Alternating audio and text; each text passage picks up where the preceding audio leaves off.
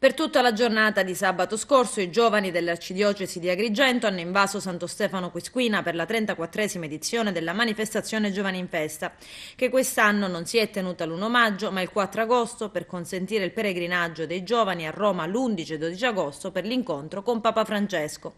Ad accogliere i giovani, oltre lo staff del Centro per i Giovani capitanati da Don Gero Manganello e il sindaco Francesco Cacciatore, anche numerosi volontari, le autorità religiose, civili e militari stefanesi ed anche il cardinale Francesco Montenegro che ha invitato i giovani a svegliare la cittadina e ad accendere i motori per la festa. Dobbiamo mettere sottosopra Santo Stefano Quisquina, li svegliamo tutti come abbiamo fatto ogni anno, accendete i motori, salutiamo Santo Stefano Quisquina, al 3 lanciamo un bel ciao, pronti? Io so contare sino a 2 però. Io ci provo se arriva a 3. Allora, non fidatevi mai degli amici. Allora, un bel saluto a Santo Stefano Quisquina. 1, 2, 3!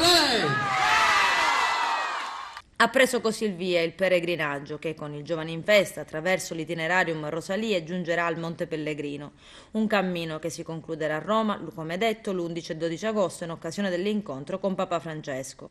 Nella serata di sabato i peregrini in partenza da Santo Stefano Quisquina e provenienti da 5 diverse diocesi siciliane si sono radunati presso l'eremo della Quisquina per iniziare il lungo viaggio che li porterà da Palermo a Roma.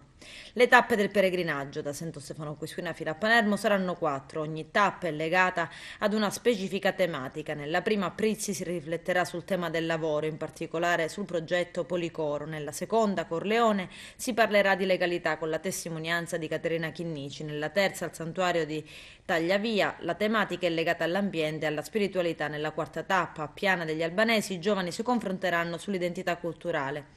A Palermo 2 vigilie di preghiera sulla tomba di Don Pino Puglisi, al santuario di Santa Rosalia, a Monte Pellegrino.